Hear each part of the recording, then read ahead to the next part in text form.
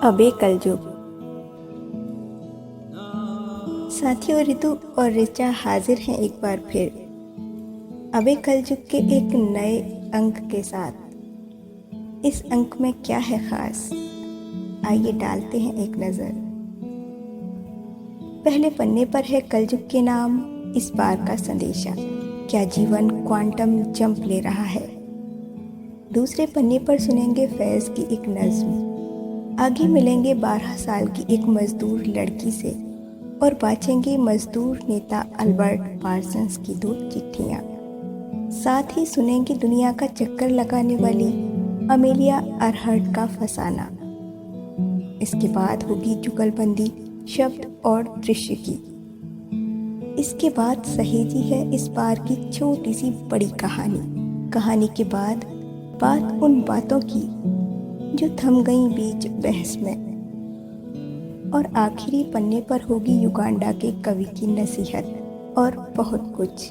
तो आइए शुरू करते हैं सफर और पलटते हैं पहला पन्ना।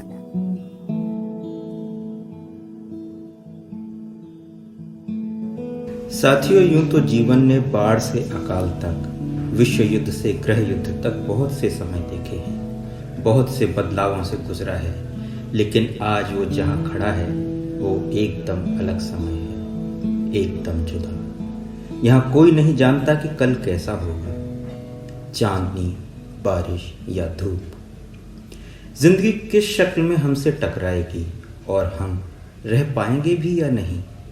कलयुग की मुट्ठी में रखे ऐसे अनगिनत सवालों का जवाब तलाशने की कोशिश की है हमने अपने संदेशे में। तो आइए बिना देर सुनते हैं इस बार का संदेशा।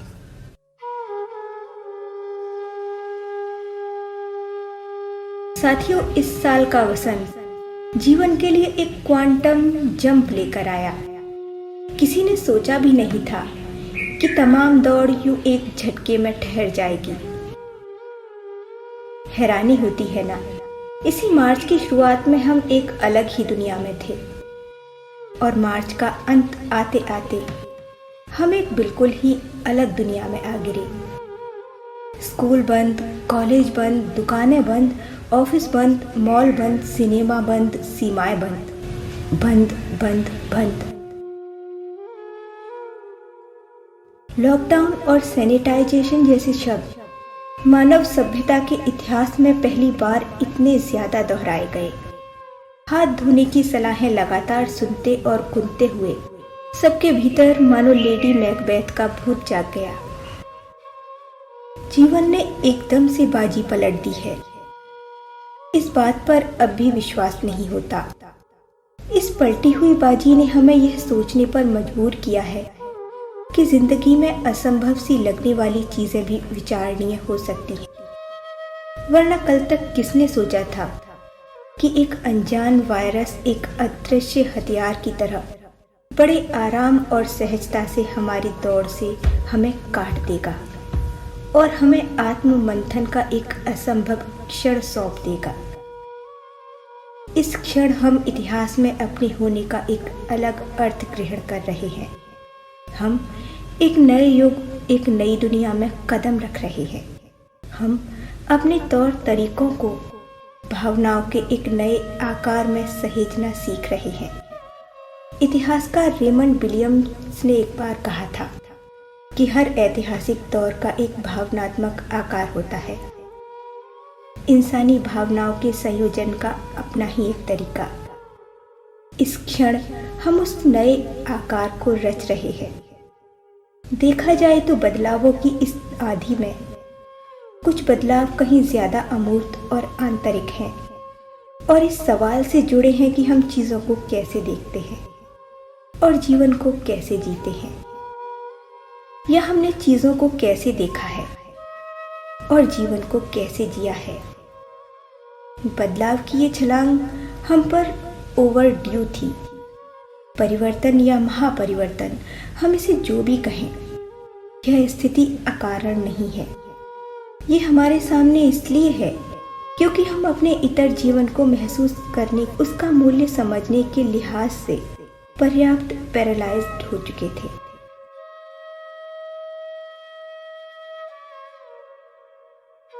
और दुनिया को इस तरह रच रहे थे कि आने वाली पीढ़ियों के लिए उसकी मरम्मत भी मुश्किल हो जाए।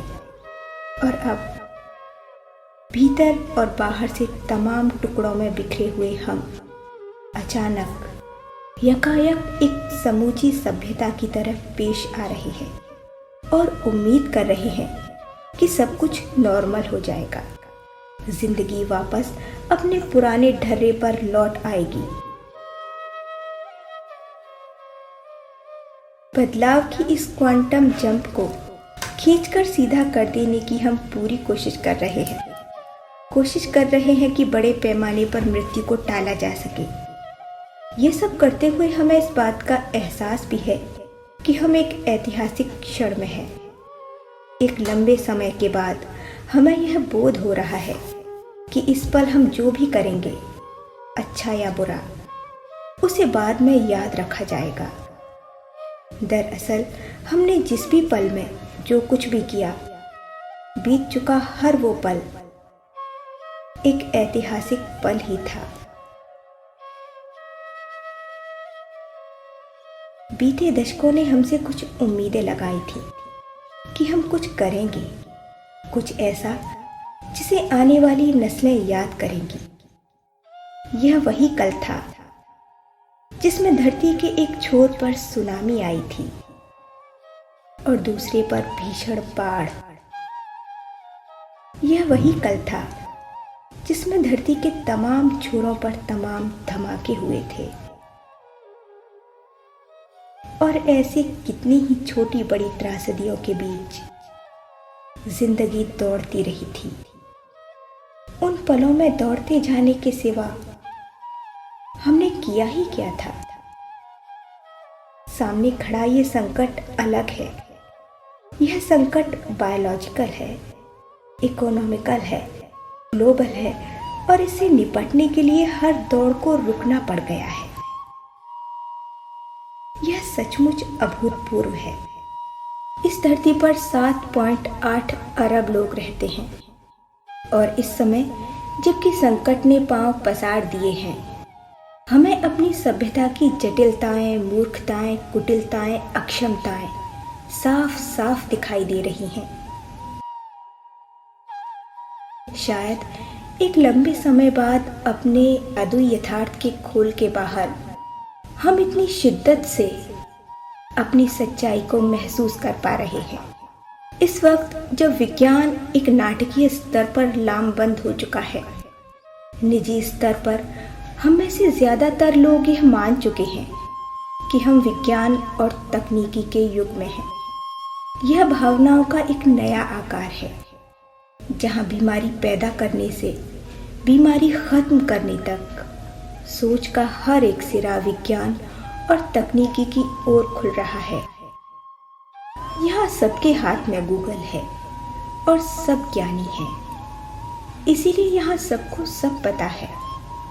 लेकिन हम जो जानते हैं उस पर कितना काम कर रहे हैं? क्या हम अपनी आदतें बदलने को तैयार हैं? जानना और ना बदलना, यह भावनाओं का पुराना सांचा है जिससे हमें बाहर आना है। हमें जिंदगी की रेसिपी बदलने की हिदायत मिली है 2 मिनट नूडल की तर्ज पर, तुरंत और इंस्टेंट। आज हम पीछे छूटे उन दिनों के लिए तरस रहे हैं जिनमें लम्हा भर पहले तक हम जी रहे थे। हो सकता है कुछ महीनों की रस्साकशी के बाद हमें नॉर्मल की पुरानी परिभाषा का कोई टूटा फूटा वर्जन मिल भी जाए, लेकिन यह वसंत भुलाया नहीं जाएगा। समय के दरख्त पर नए अंकुर फूट रहे हैं। साइंस फिक्शन लिखने वाले किम रॉबिन्सन कहते हैं कि यह वायरस बस एक ड्रेस रिहर्सल है, असली नाटक कहीं ज्यादा भयावह हो सकता है।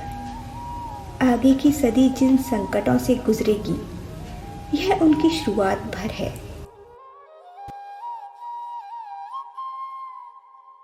पिछली गर्मी में पुणे का जल संकट याद है, या महाराष्ट्र के लातूर का? आंधी, तूफान, बाढ़, सूखा, ये तमाम चीजें तो उस आग में पहले ही पक चुकी हैं जो हमने पिछले दशकों में लगातार जलाई है। तो सोचिए कि अब और कौन कौन से सदमे झेलने पड़ सकते हैं। अरे, यहाँ सबके हाथ में गूगल है और सब ज्ञानी है। यहाँ सबको सब पता है। कुछ सदमे स्थानीय होंगे, कुछ ग्लोबल, और अंततः वे सब के सब पर्सनल होंगे। मार्गरेट थैचर का मानना था कि समाज जैसी कोई चीज़ नहीं होती, लेकिन इस दौर ने ऐसी हर फिजूल बात को खारिज कर दिया है। समाज हमारे अस्तित्व की न केवल एक सच्चाई है, बल्कि मूलभूत चीज़ है। हाँ, पहले हम व्यक्ति ही हैं, वैसे ही जैसे चींटियाँ चींटियाँ होती हैं और टिड्डे टिड्डे, लेकिन व्यक्ति के रूप में हम समष्टि का हिस्सा होकर ही जिंदा रह सकते हैं। यही वो पल है जब हम यह समझ लें कि हमारे हम में हमारे इतर और कितना कुछ शामिल है, और हमारा हम हमारी सक्रिय सोच के परे कहाँ कहाँ तक फैला है। इस समय हालांकि हम सोशल डिस्टेंसिंग सीख रहे हैं, लेकिन अपने अपने घरों में कैद हम लोग अब सामाजिक होना चाहते हैं। अगर जिंदा रहना है तो हमें सोशल होना ही है। यह अलगाव और समन्वय की एक नई भावना है जो जन्म ले रही है। इस क्षण इतिहास घट रहा है और हमारी ये दुविधा ये है कि हम क्या करें। अगर सच में हम इस क्षण की ऐतिहासिकता को महसूस कर पा रहे हैं, तो हमें खुद से ज़्यादा इस धरती को मूल्य देना सीखना होगा, क्योंकि अंततः वही हमारी शरण है। माना कि मूल्यों के भार को संभालना हमारे लिए ज़रा मुश्किल चीज़ है, और उससे कहीं ज़्यादा मुश्किल है सही चीज़ को मूल्य देना और ईमानदार बने रहना। भावनाओं का यह नया सांचा हमें इसका भी आमंत्रण दे रहा है। साइंस फिक्शन सरीखे जिस अध्याय में हम जी रहे हैं, इस आमंत्रण को स्वीकार करके उसकी करीब करीब हैप्पी एंडिंग लिखी जा सकती है। आखिर 2020 का यह गुजरता हुआ वसंत कल सबको बताएगा कि हमने इस ऐतिहासिक पल को कैसे जिया।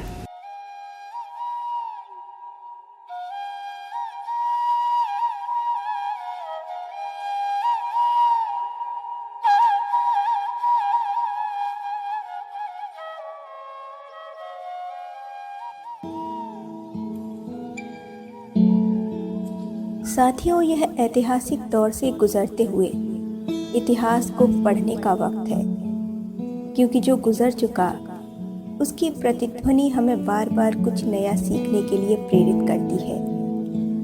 साथियों, जिंदगी में सवालों के जवाब हर व्यक्ति अपने ढंग से तलाशता है और अपने ढंग से अपना होना तय करता है। अगर कुछ हाथों ने ईंट गारा उठाने का फैसला किया है, तो इसका मतलब यह नहीं कि हम उसे मिट्टी मानकर रौंदते चले जाएं, क्योंकि बकौल फैज जिस रोज ये मेहनतकश हम जगवालों से अपना हिस्सा मांगेंगे, उस रोज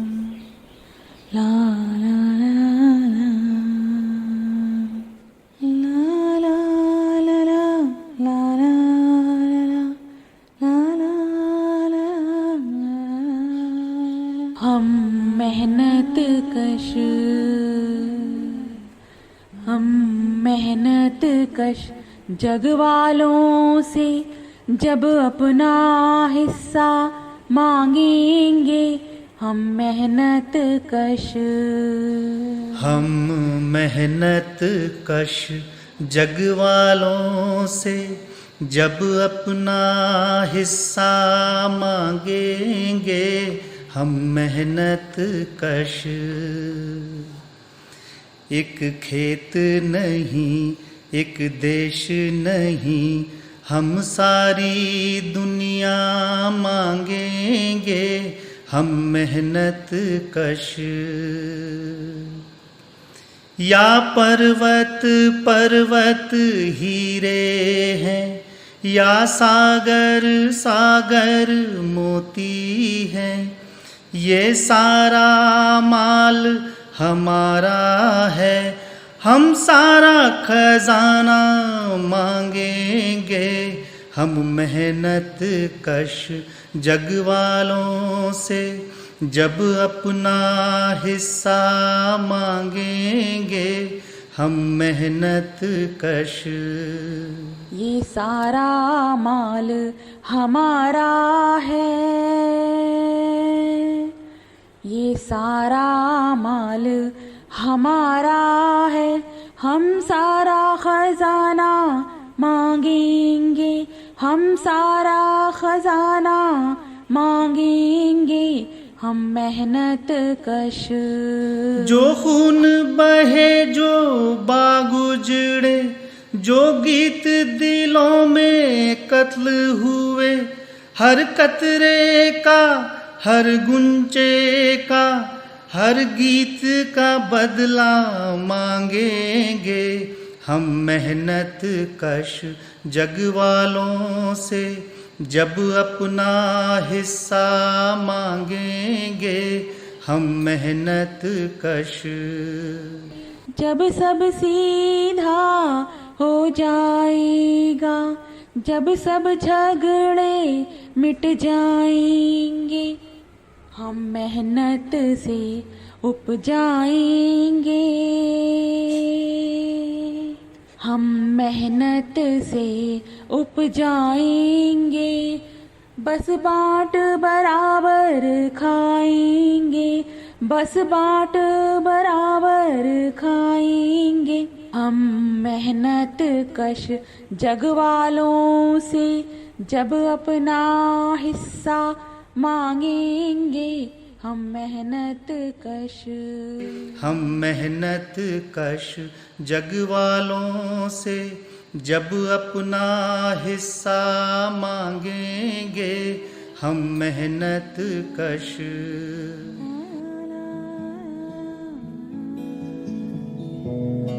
साथियों, कभी कभी जहन में एक सवाल उठता है, और वो ये कि जिंदगी अगर सफर है तो ये सफर कहाँ की तैयारी है। देखा जाए तो इस सवाल का जवाब शायद ही किसी के पास हो, क्योंकि जिंदगी के हर मोड़ पर एक नया सबक, एक नया जवाब हमारा इंतजार कर रहा है। जैसे मैगजीन के अगले पन्ने पर आपका इंतजार कर रही है नॉर्थ कैरोलिना के एक छोटे से कस्बे में जन्मी एक गुलाम लड़की की दास्तान। आइए आगे बढ़ते हैं और देखते हैं कि हैरियट जैकब की ये डायरी हमें क्या देती है। कोई नया जवाब या कोई नया सवाल।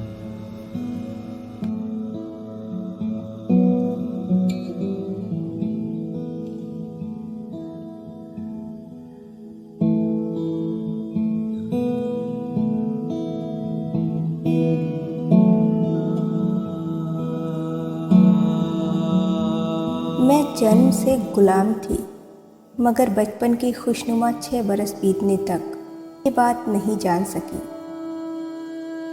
पापा कारपेंटर थे और अपने काम में इतने होशियार समझे जाते थे कि जब कॉमन लाइन के बाहर इमारतें बननी शुरू हुईं तो वो काम के लिए बहुत दूर भेजे गए। उनकी सबसे बड़ी इच्छा अपने बच्चों को वापस खरीदने की थी, लेकिन कई बार अपनी मेहनत की कमाई पेश करने के बावजूद वे कभी अपने इस सपने को पूरा करने में सफल नहीं हो सके। जब मैं 6 साल की थी, माँ भी गुजर गई और मुझे बताया गया कि मेरी माँ की मालकिन का घर ही अब मेरा घर है। मैं खुश थी क्योंकि उन्होंने, यानी मेरी माँ की मालकिन ने, मरते समय मेरी माँ से वादा किया था कि वे कभी उनके बच्चों को तकलीफ नहीं होने देंगी। एक तरह से उन्होंने अपना वादा निभाया भी। जब उन्हें लगता कि मैं थक गई हूँ, वे मुझे खेलने और कुलांचे भरने के लिए बाहर भेज देती। वो मेरी ज़िंदगी के सबसे अच्छे दिन थे, इतने अच्छे कि मुझे कभी लगा ही नहीं कि वे बीत भी जाएंगे। गुलाम बच्चे कल के बारे में नहीं सोचते, लेकिन ये बला हर उस आदमी के सामने आ ही जाती है जो गुलाम बनने के लिए जन्मा है। जब मैं तकरीबन 12 की थी, मेरी प्यारी मालकिन बीमार हुई और चल बसी। बार बार मैं खुद से पूछ रही थी कि अब ये लोग मेरे साथ क्या करेंगे। थोड़े सस्पेंस के बाद मेरी मालकिन की वसीयत पढ़ी गई। मालकिन ने मुझे अपनी बहन की बेटी के नाम छोड़ा था, 5 साल की एक बच्ची के नाम। लेकिन उसके बड़े होने तक डॉक्टर फ्लिंट यानी मेरी मालकिन के बहनोई ही मेरे मालिक थे। हालांकि ये सब मुझे ज़्यादा सही नहीं लगा, लेकिन जो था उसके लिए मैं शुक्रगुजार थी और अपने काम को पूरी ईमानदारी से करने की कोशिश करने लगी। लेकिन मैं उम्र के 15वें साल में दाखिल हो रही थी, यानी एक गुलाम लड़की की ज़िंदगी के सबसे ख़तरनाक और तकलीफ़देह वक्त में। उन्हीं दिनों अचानक मेरे मालिक ने मेरे कानों में शर्मिंदा करने वाले शब्द उड़ेलने शुरू कर दिए। हालांकि मैं छोटी थी, लेकिन उनके मायनों से अनजानी नहीं रह सकी। मैंने उन्हें झिड़कने, अनदेखा करने की कोशिश की, लेकिन मेरा मालिक न केवल चालाक था, बल्कि अपना उल्लू सीधा करने के दर्जनों रास्ते भी जानता था। कभी वो तूफान की तरह गरजता, तो कभी भला मानस होने का नाटक करता। इन दोनों में से मैंने उसका तूफानी तेवर चुना, फिर भले उसने मुझे कांपता हुआ ही क्यों न छोड़ दिया। मेरे मासूम मन को उसने ऐसी वाहियात और गंदी तस्वीरों से भर दिया था जिनके बारे में कोई शैतान ही सोच सकता था। मैं उससे नफरत करने लगी, लेकिन वो मेरा मालिक था और मैं उसके साथ एक छत के नीचे रहने के लिए मजबूर थी। उस छत के नीचे जहाँ मैं अपने से 40 साल बड़े आदमी को रोज़ कुदरत की सबसे पाक लकीर को लांघने की कोशिश करते देखती थी। कुदरत का दिया ये नन्हा सा दिल दिनों दिन भारी होता जा रहा था। घर के दूसरे गुलाम इस बदलाव को महसूस कर रहे थे, लेकिन सवाल पूछने की हिम्मत किसी में न थी, क्योंकि वे सब अच्छी तरह जानते थे कि उस छत के नीचे क्या घट रहा था। अपना गुबार उड़ेलने के लिए मुझे एक इंसान की ज़रूरत थी। हाँ, मैं अपनी दादी के भरोसेमंद कंधे पर अपना बोझ उतार सकती थी, लेकिन डॉक्टर ने मुझे धमकी दी थी कि अगर मैंने कुछ कहा तो वो मुझे मार देगा। दादी के सामने इस बात को दोहराने से मुझे आत्मसम्मान, संकोच और डर ने रोक लिया। फिर भी दादी इतनी भी गाफिल नहीं थी। अपने आसपास की फुसफुसाहटों और बातों से बेपरवाह नहीं थी। वो मुझे लेकर बेचैन थी और किसी भी तरह मुझे खरीदने की कोशिश करने लगी। लेकिन मेरा मालिक कभी न बदलने वाला जवाब थमा देता कि लिंडा मेरी नहीं, मेरी बेटी की संपत्ति है।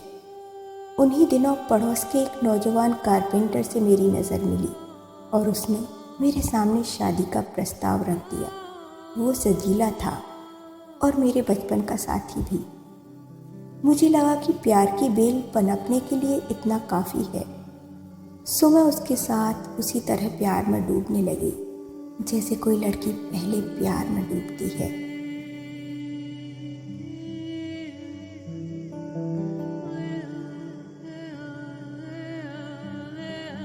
मगर जब मुझे एहसास हुआ कि मैं गुलाम हूँ, वो नहीं,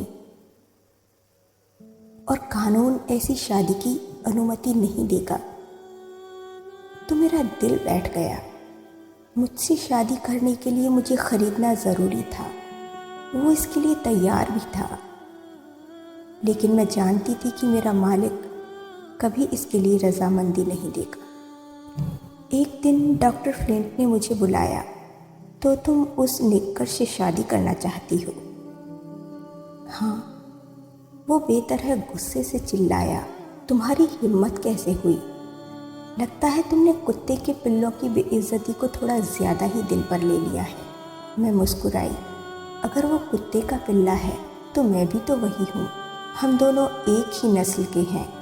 हमारा एक दूसरे को प्यार करना एकदम सही है। मेरा जवाब सुनने के बाद थोड़ी देर तक खामोशी पसरी रही। शायद वो मेरे गुनाह के लिए माकूल सज़ा सोच रहा था, या शायद वो मुझे ये समझने का वक्त देना चाहता था कि मैंने किससे क्या कह दिया है। पाठकों, क्या आपने कभी नफ़रत की है? उम्मीद है कि कभी नहीं की होगी। मैंने भी नहीं की, सिवाय एक बार के। एक पखवाड़े तक डॉक्टर ने मुझसे बात नहीं की। उसके होठ भले चुप थे, लेकिन उसकी आंखें लगातार बोल रही थी। शायद कोई जानवर भी अपने शिकार को ऐसे नहीं देखता होगा जैसे वो मुझे देखता था। मैं बार बार यही सोच रही थी कि ये सब कैसे ख़त्म होगा। इसकी भी कोई उम्मीद नहीं थी कि डॉक्टर किसी भी कीमत पर मुझे बेचने के लिए राज़ी हो जाए। उसका इरादा बुलंद था और वो मुझे जीतना चाहता था। मेरा प्रेमी बड़ा होशियार और नेक बंदा था। भले वो मुझसे एक गुलाम लड़की से शादी करने की इजाज़त हासिल कर भी लेता, तब भी ये शादी उसे मेरे मालिक से मेरी रक्षा करने की ताकत नहीं दे पाती। मुझे लगने लगा था कि मुझे अपनी बदकिस्मती को उसके नसीब से नहीं जोड़ना चाहिए। हालांकि ऐसा करना मेरे लिए मुश्किल था, लेकिन मैंने उसे कभी वापस न आने की कसम दे दी।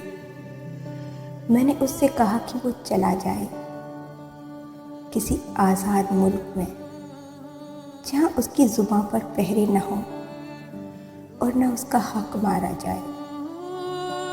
वो मुझे छोड़कर चला गया। हालांकि जाते जाते भी उसके दिल में एक उम्मीद थी कि एक दिन वो लौट आएगा और मुझे खरीद लेगा। लेकिन उसके आगे बढ़ते कदमों के साथ मेरी उम्मीद का ये चिराग भी बुझ गया और ये लड़की, ये गुलाम लड़की फिर से अकेली हो गई।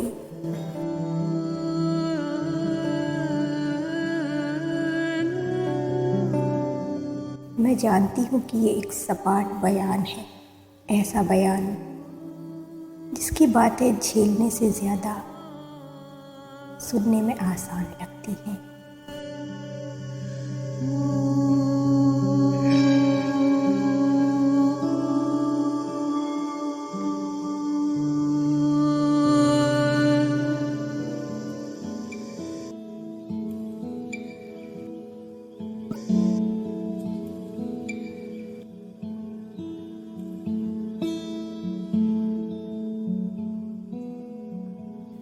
अल्बर्ट और लूसी पार्सन्स, ये दोनों नाम इंसानी इतिहास के सबसे ज़रूरी नामों में से हैं, जो किया नहीं उस अपराध के लिए फांसी की सज़ा सुनने के बाद पार्सन्स ने शिकागो जेल की कोठरी नंबर 29 से अपनी पत्नी के नाम एक ख़त लिखा, जिसमें पीड़ा के रंग और नेह की चाशनी में लिपटी जीवन की कड़वी सच्चाइयाँ दर्ज हैं।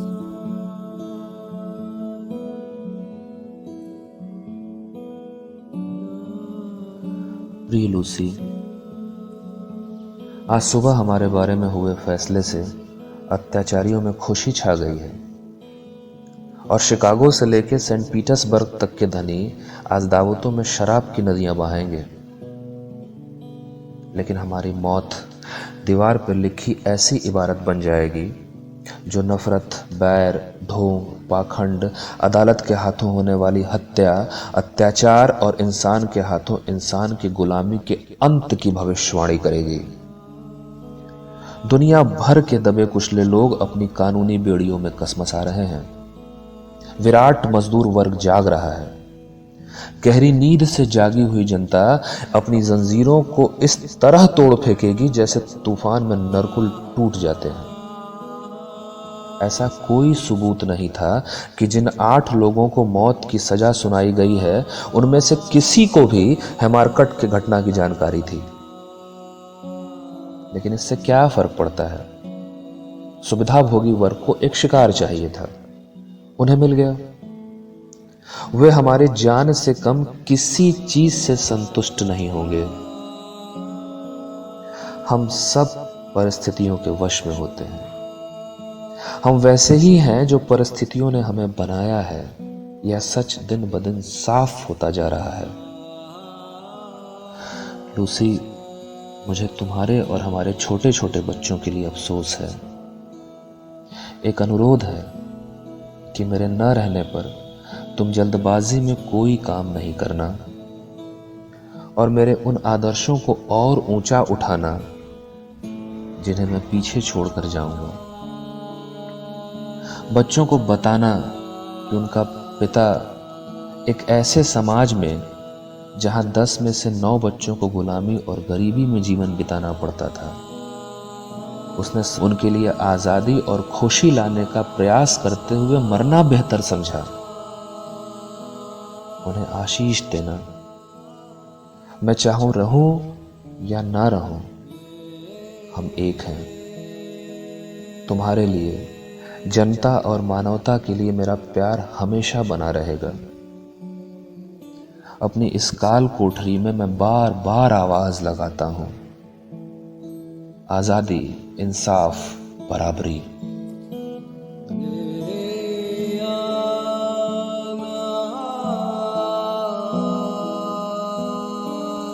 9 नवंबर 1887 को अल्बर्ट पार्सन्स ने अपने बच्चों के नाम भी एक चिट्ठी लिखी। आखिरी चिट्ठी। मेरे प्यारे बच्चों, मैं ये शब्द लिख रहा हूं और मेरे आंसू तुम्हारा नाम मिटा रहे हैं। हम फिर कभी नहीं मिलेंगे। मेरे प्यारे बच्चों, तुम्हारा पिता तुमसे बहुत प्यार करता है। मेरे जीवन और मेरी अस्वाभाविक और क्रूर मृत्यु के बारे में तुम दूसरे लोगों से जान लोगे। तुम्हारे लिए मैं एक ईमानदारी और कर्तव्य पालन की विरासत छोड़े जा रहा हूं। इसे बना के रखना और इसी रास्ते पर आगे बढ़ना। अपने प्रति सच्चे बनना, तभी तुम किसी दूसरे के प्रति भी कभी दोषी नहीं हो पाओगे। मेहनती, गंभीर और हंसमुख बनना। और तुम्हारी माँ, उसे खूब प्यार करना, उसका आदर करना और उसकी बात मानना। मेरे बच्चों, मैं आग्रह करता हूँ कि इस विदाई संदेश को मेरी हर एक बरसी पर पढ़ना और मुझ में एक ऐसे इंसान को याद करना जो सिर्फ तुम लोगों के लिए ही नहीं बल्कि भविष्य की आने वाली पीढ़ियों के लिए कुर्बान हुआ था। खुश रहो मेरे प्यारों। विदा, तुम्हारा पिता अल्बर्ट आर पार्सन्स।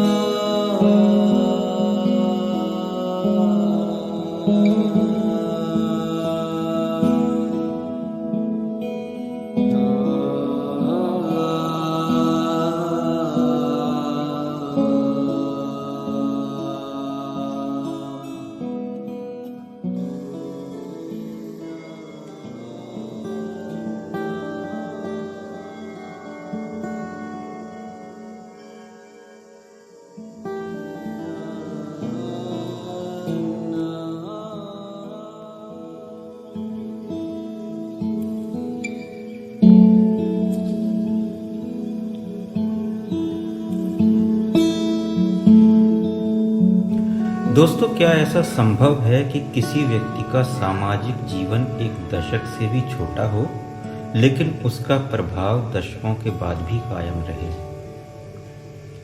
क्या संभव है कि नामावरी और तरक्की की रोशनी में डूबा कोई इंसान अचानक गहरे बादलों में गुम हो जाए, लेकिन फिर भी उसका हवाओं में होना कायम रहे सालों साल? क्या ऐसा हो सकता है? मैं कहूँगा बिल्कुल हो सकता है। अगर उसका नाम अमेलिया हो तो ऐसा हो सकता है। लेकिन ये अमेलिया कौन थी, क्या करती थी और कैसी थी उसकी जिंदगी? ये जानने के लिए आइए सुनते हैं फसाना।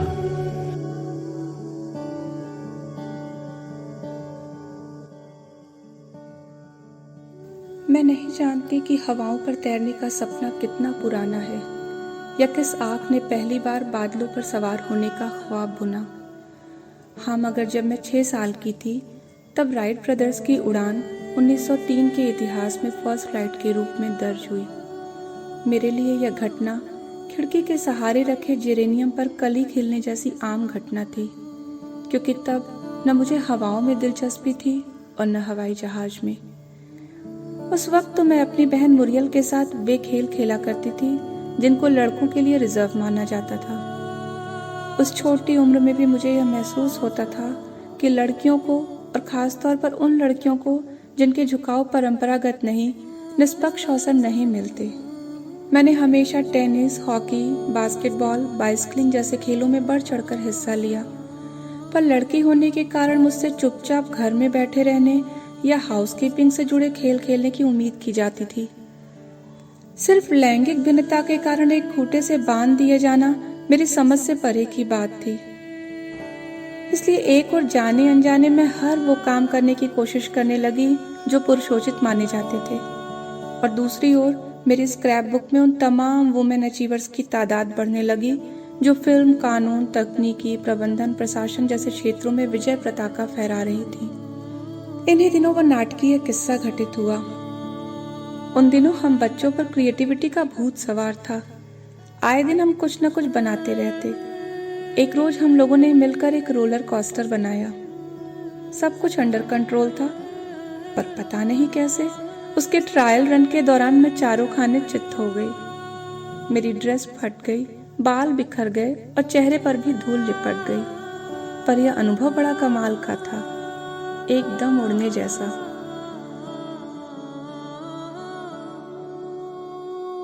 बढ़ती उम्र के साथ मैं और मुरियल कभी कभार इस घटना को याद कर लिया करते।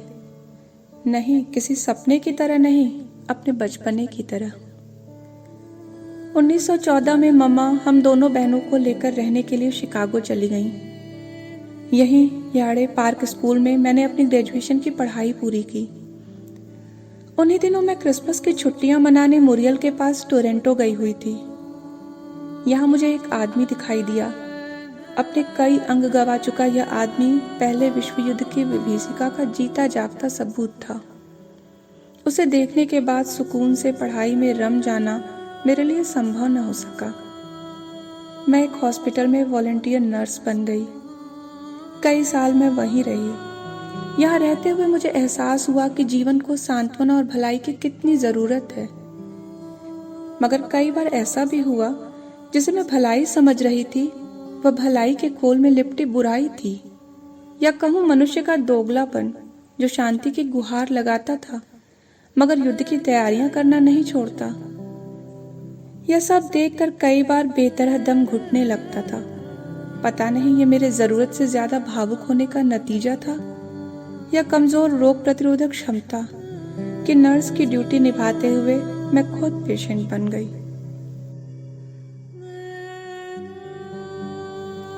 उन दिनों एक फ्लाइंग एग्जीबिशन में एक पायलट को गोता मारते देखकर लगा कि कहीं मेरी मंजिल इन्हीं पंखों में तो नहीं। दिसंबर 1920। एक दिन पापा मुझे एयर शो दिखाने ले गए। शो में मुझे फ्रैंक हाफ्स द रेसर के प्लेन में बैठने का मौका मिला। पापा के $10 से खरीदे गए महज 10 मिनट। मैं जानती थी कि मैं जमीन से 200 या 300 फीट ऊपर उड़ रही हूँ। बेशक यह मेरी पहली उड़ान थी, पर मैंने सोच लिया कि यही काम मुझे भी करना है। पहले तमाम डर आए, लेकिन मैं अडिग रही। आखिर वह दिन आ ही गया जब मुझे पहला फ्लाइंग सबक मिला। 3 जनवरी 1921। मुझे याद है घर में एयरफील्ड तक पहुंचने के लिए मुझे बस से लंबा रास्ता तय करने के बाद लगभग 4 मील पैदल यात्रा करनी पड़ती थी। थकान से हालत खराब हो जाती, फिर भी मैं खुशी खुशी ये सब करती थी क्योंकि मैं हमेशा से यही करना चाहती थी। इसी बीच फोटोग्राफर, ट्रक ड्राइवर, स्टोनोग्राफर के रूप में काम करते हुए मैंने $1000 बचा लिए।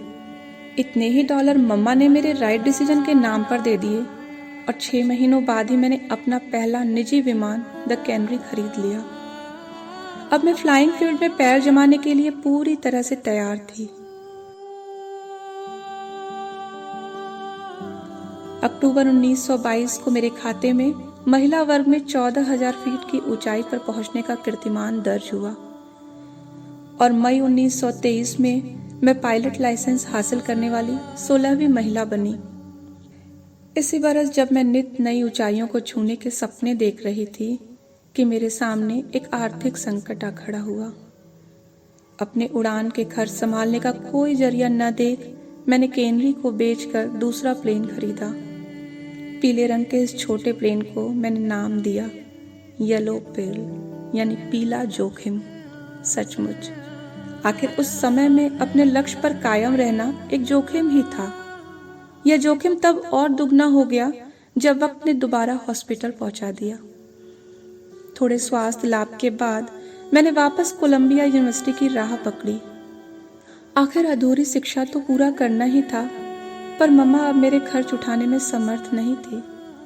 आर्थिक मजबूती तलाशने के लिए मैं डेनिसन हाउस से जुड़ गई। अब मेरे सामने नई चुनौतियां थीं, लेकिन पुराने लक्ष्यों को मैंने कभी अलविदा नहीं कहा। छोटी छोटी उड़ान भरते हुए मैंने अमेरिकन एरोनॉटिक सोसाइटी बोस्टन की सदस्यता ले ली। लोकल न्यूज़पेपर्स में फ्लाइंग कॉलम लिखना शुरू किया। ऐसे ही तमाम छोटी छोटी उपलब्धियों ने कब मुझे लोकल सेलिब्रिटी की पंक्ति में खड़ा कर दिया, मुझे खुद याद नहीं। अप्रैल 1928 मैं काम में डूबी हुई थी कि अचानक मेरे टेबल पे रखा फोन बेचैनी से घनघनाने लगा। सॉरी, मैं अभी आपको समय नहीं दे सकती, मैंने टालना चाहा, लेकिन दूसरी ओर के गंभीर स्वर ने मुझे रिसीवर वापस रखने से रोक लिया। क्या आप ट्रांस अटलांटिक उड़ान में पहली महिला यात्री के रूप में शामिल होना चाहेंगी? मन बोला छोड़, ध्यान मत दे, हो ना हो यह किसी की शरारत है। मगर होठों ने कहा जी बिल्कुल, और इतना कहते ही मेरा नाम उस ऐतिहासिक उड़ान से जुड़ गया जिसे कल एक नया कीर्तिमान रचना था। जून 1928 की उड़ान ने मुझको रातों रात पब्लिक फिगर बना दिया, लेकिन इस यात्रा में मेरी भूमिका महज एक यात्री की थी। मैं वहां क्यों थी? क्या यही मेरा लक्ष्य था? ऐसी उड़ान जिस पर मेरा नियंत्रण न हो, जहां मैं पायलट नहीं पैसेंजर सीट पर बैठी हूँ, वह उड़ान मुझे संतुष्टि कैसे दे सकती थी? यहाँ तो मेरी हालत ऐसी थी जैसे आलूओं का कोई बोरा। यह उड़ान जिसे सब चमत्कार कह रहे थे, उसने मेरा जीवन बदल दिया।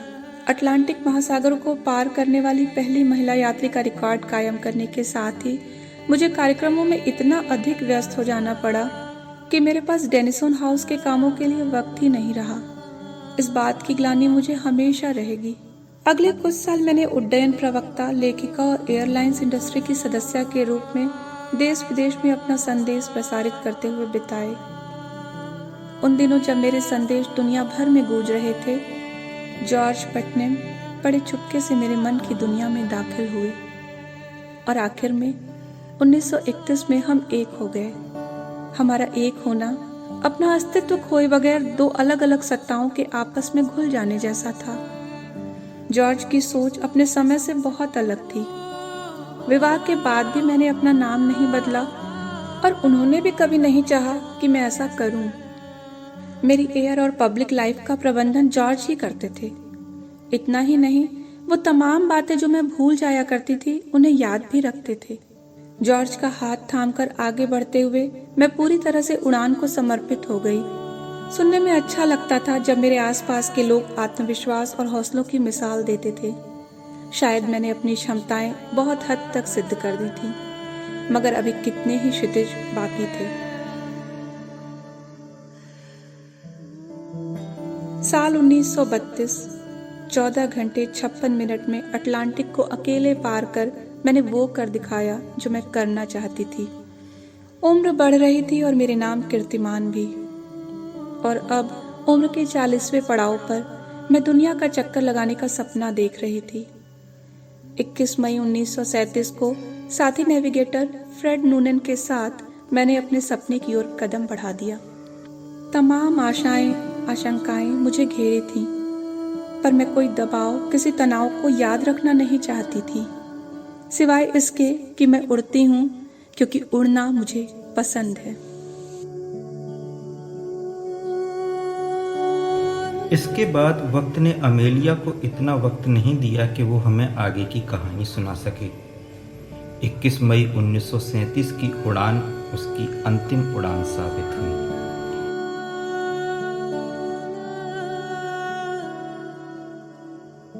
तीन जुलाई को ले न्यू गिनी और हॉलैंड के बीच कहीं एक SOS मिला और उसके आधार पर मान लिया गया कि अमेलिया अब नहीं रही। किसी ने नहीं सोचा था कि अपने सपनों को जीते हुए अमेलिया खुद एक सपना हो जाएगी। अमेलिया का यूं अचानक गायब हो जाना अपने पीछे तमाम प्रयासों और अनुमानों के साथ एक अधूरा स्वप्न छोड़ गया। लेकिन दशकों बाद 26 जून 2014 को अमेलिया का अधूरा सपना पूरा हुआ और अजब संयोग था कि जिस लड़की ने इस उड़ान को पूरा किया उसका नाम भी अमेलिया ही था, अमेलिया रोज एयरहार्ट।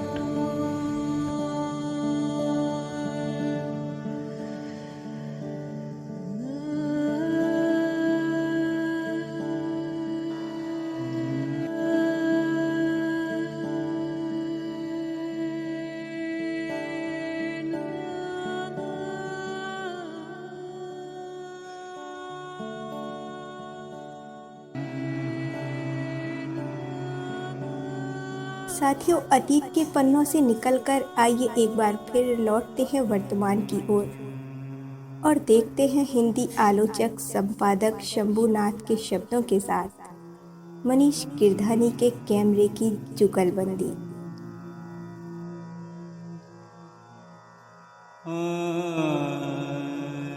तुम कहोगे तो मैं चला जाऊंगा, लेकिन मैं हारना नहीं चाहता यह जंग। आसमान से रंग और समुद्र से लहरें चुराकर बनाया है तुमने दुर्योधन की वज्र देह सा, सिकंदर सा शिरस्त्राण पहना है कि मोर मुकुट। लौट गए हो फिर सिनकोना के पौधे के पास कोनैन की गोलियों के लिए। शान से इन्हें कहते हो क्लोरोक्वीन। जब कोई कह देता है गर्व करते हो कि संजीवनी बूटी मानकर इन्हें और शर्माते हो। किस तरह भाग रहे हो मुझसे, किस तरह डर रहे हो मुझसे। भेज चुके हो मंगल ग्रह पर यान, मिसाइलें दागी हैं ले ली है जान। किस तरह कांप रहे हो मुझसे। सन्नाटा फैला है, सड़कों पर सन्नाटा फैला है, अब खून के धब्बे नजर नहीं आते। सड़कों पर सन्नाटा फैला है, अब खून के धब्बे नजर नहीं आते। जाति छिप गई है मेरे भय के पीछे, धर्म छिप गए हैं मेरी जय के पीछे, राष्ट्र छिप गए हैं मेरी लय के पीछे। घृणा के देवदूत नजर नहीं आते, घृणा के देवदूत नजर नहीं आते। तुम कहोगे तो मैं चला जाऊंगा, चला जाऊंगा, लेकिन मैं हारना नहीं चाहता यह जंग। कोई कहता है देन हूं अमेरिका की, कोई कहता है चीन से आया हूं मैं। खोजी हैं पस्त वैज्ञानिक उदास, बाजार शांत। खोजी हैं पस्त वैज्ञानिक उदास, बाजार शांत। क्या यह चौथा विश्व युद्ध है? यह चौथा विश्व युद्ध है। इसमें कोई नहीं बचेगा या सभी बचेंगे। इसमें कोई रचना नहीं होगी या सभी रचेंगे। लो बताता हूं, मैं आया हूं अब्राहम लिंकन के काले आंसुओं से निकलकर, चीन की महान दीवार बनाने में बहे पसीने का नमक लेकर, गांधी के रक्त से सनी लाल घास पहने, आम्बेडकर के कोट से सियन के धागे लेकर, आम्बेडकर के कोट से सियन के धागे लेकर, तिरुवल्लुवर की ऋचाएं पढ़कर आया हूँ, अशफाक उल्लाह की कब्र से निकला हूँ, मीरा की वीणा हाथ में थामे हुए। पृथ्वी कितनी अहिंसक और सुंदर हो गई है। हवा खुश है, फूलों में गंध आ गई है, पत्तियों में रंग लौटे हैं। तुम कहोगे तो चला जाऊंगा, तुम कहोगे तो चला जाऊंगा, तुम लड़ोगे तो मैं चला जाऊंगा, क्योंकि मैं हारना नहीं चाहता यह जंग, क्योंकि मैं हारना नहीं चाहता यह जंग।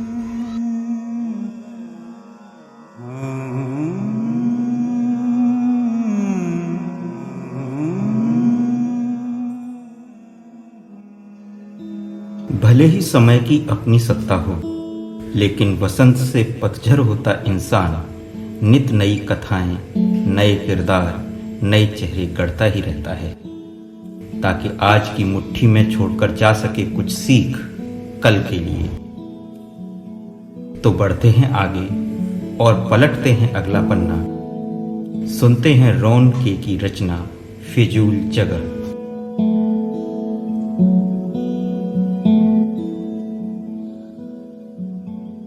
सूटकेस कैसे पैक किया जाता है, ये हुनर पापा ने मुझे सिखाया था। पहले उन्होंने हर चीज बिछा दी, जैसे रुमाल और तौलिए, फिर कॉटन की कमीज को तह किया और फिर उसे रोल किए गए कपड़ों के ऊपर सजा दिया। इसके बाद पैंट की बारी आई। उन्होंने मुझे समझाया कि पैंट को हमेशा कमर से मोहरी की ओर तह करना, इससे वो कम जगह घेरेगी। इसके बाद उन्होंने बची हुई छोटी सी जगह में रोल किए गए मोजे फंसा दिए और सूटकेस की साइड में सांप की तरह बेल्ट को पसार दिया। सब कुछ सजाने के बाद उन्होंने सबसे ऊपर एक प्लास्टिक सीट बिछाई और उसके ऊपर जूते। और लीजिए, तैयार हो गया ये भारी भरकम सूटकेस, जिसे खींचते हुए मैं बाहर निकल आया। देखिए, हर तरफ बर्फ गिर रही है। भारी सूटकेस मैंने डिग्गी के हवाले कर गाड़ी स्टार्ट कर दी है और तमाम गाड़ियों के बीच मेरी गाड़ी भी रेंग रही है और तमाम बातों के बीच मेरी यादें। सूटकेस कैसे पैक किया जाता है? मेरी जिंदगी के इस हुनर की शुरुआत तब हुई जब मैं बहुत छोटा था। मैंने पहली बार मोजे रोल किए थे और पापा ने मुझे सूटकेस के बीचों बीच बैठा दिया था, ठीक किसी सामान की तरह।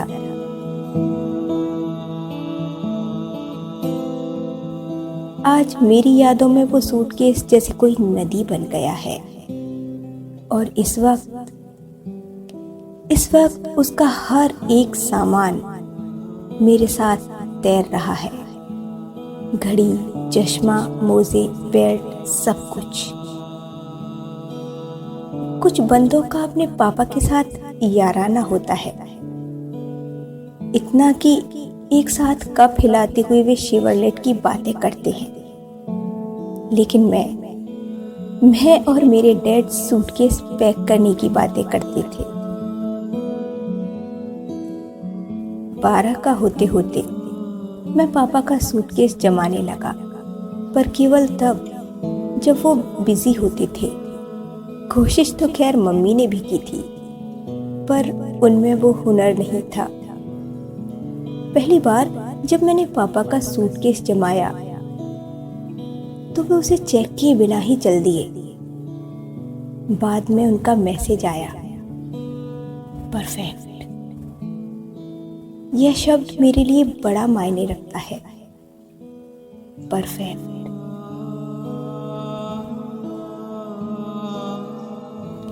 इस वक्त जब मैं गाड़ी चला रहा हूं, मुझे सब याद आ रहा है। गाड़ी के शीशों पर बर्फ के टुकड़े झर रहे हैं और मैं वहां बस पहुंचने ही जा रहा हूं जहां के लिए निकला हूं।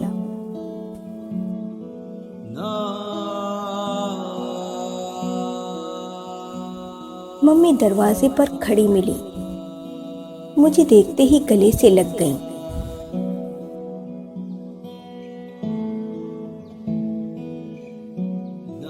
अंदर चुप्पी थी। कुछ लोग सुबक रहे थे, कुछ हाथ मिला रहे थे, कुछ केक और पाई खा रहे थे, और इनके बीचों बीच जो फोटो थी उसे देखकर मम्मी फिर से रो पड़ी। मैं सारा मजमा छोड़कर भीतर चला आया। वाकई फ्यूनरल बड़ी टेरेबल चीज है, सबसे कठिन घड़ी। पापा एक बड़े से कार्टन में लेटे हैं, खामोश, और उस ताबूत को देखकर मैं सोच रहा हूँ, ओह पापा, इसमें तो बहुत सारी जगह खाली और बेकार छूट गई है।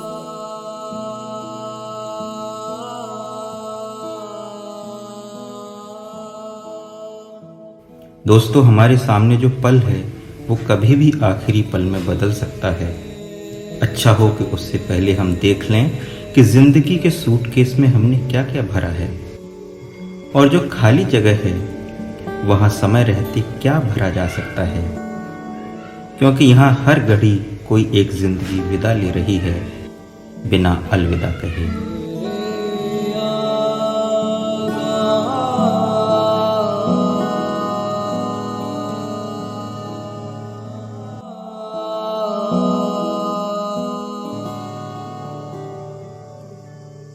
लाइफ ऑफ पाई का नायक कहता है कि सब कुछ जाने देने का नाम ही जिंदगी है। लेकिन क्या इतना ही आसान होता है सब कुछ जाने देना? इसका जवाब वही दे सकता है जिसने इस कश्मकश को भोगा हो। आइए सुनते हैं उस पत्नी की भीगी बातें जिसने इस कश्मकश को बहुत गहरे तक जिया है।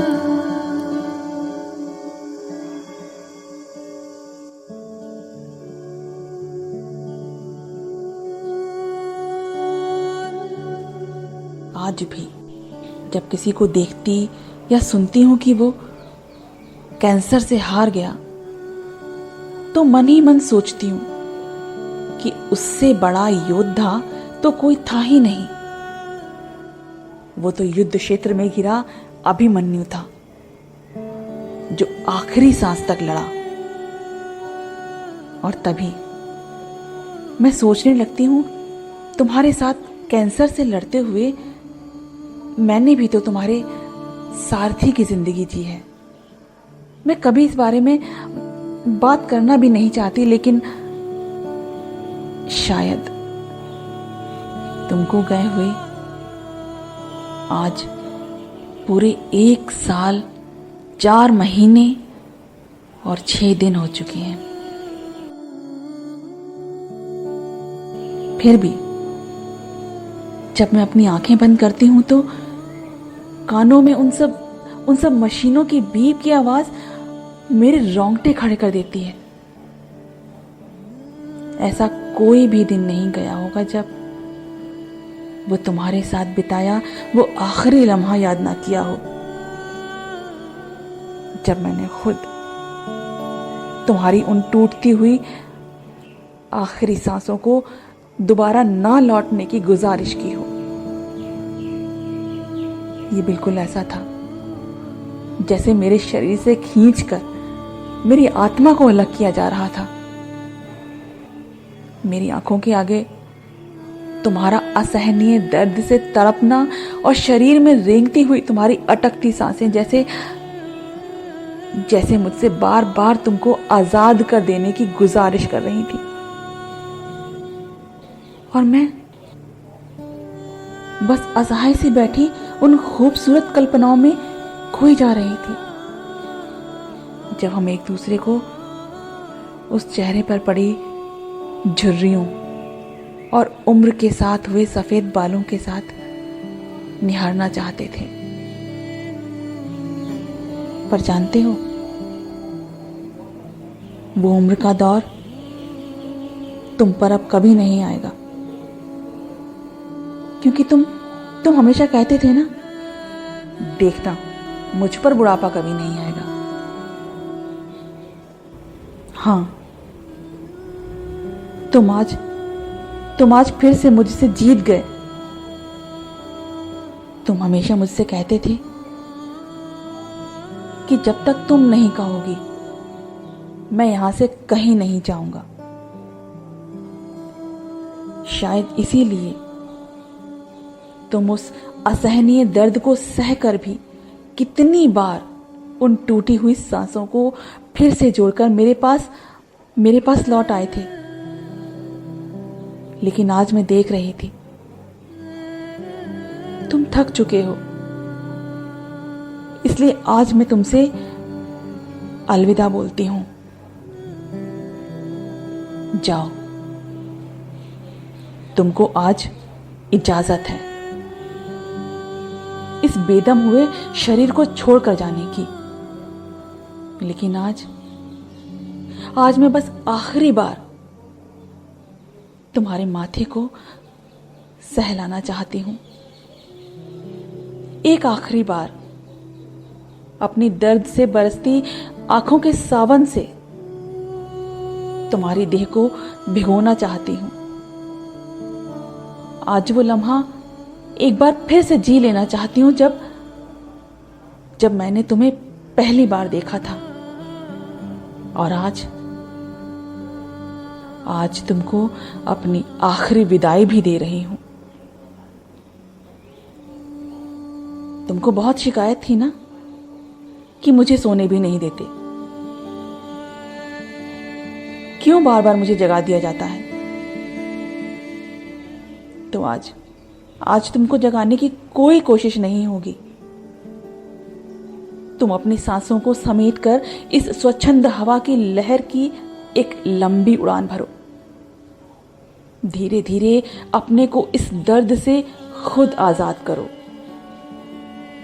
पर याद रखना, तुम्हारा यह सफर तब खत्म होगा जब उस नीले आसमान की सफेद चादरों में लिपटी कहीं तुमको मैं मिलूंगी। मेरा इंतजार करना। तुम्हारी राशि।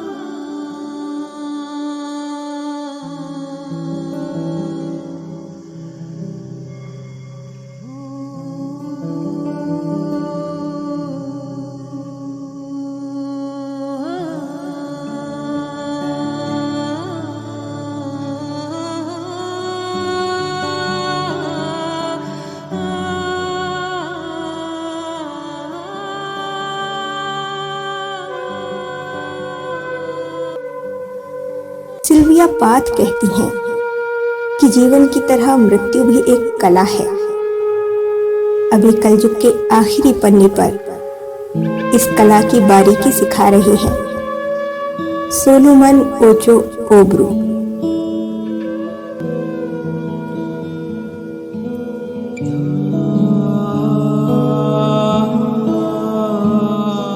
जब तुम सो रहे हो तब भी जागी रहे एक आंख, ताकि आन पड़े कोई खतरा तो तुम्हारे पास मौजूद हो एक गवाह।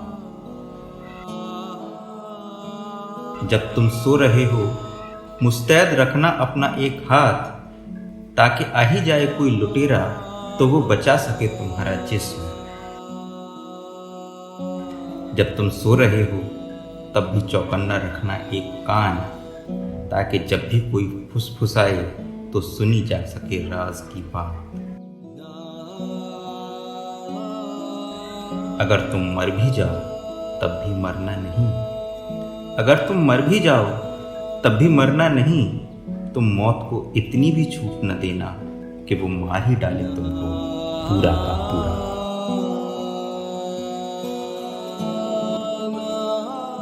दोस्तों, दुनिया में सब कुछ एक अंत की ओर बढ़ता दिखाई देता है,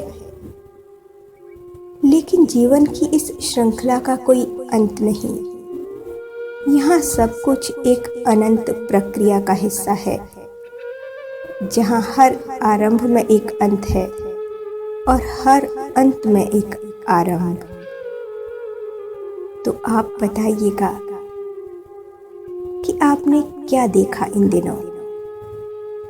कोई अंत या कोई आरंभ? वे कलयुग की एक नई यात्रा के साथ हम फिर मिलेंगे आपसे।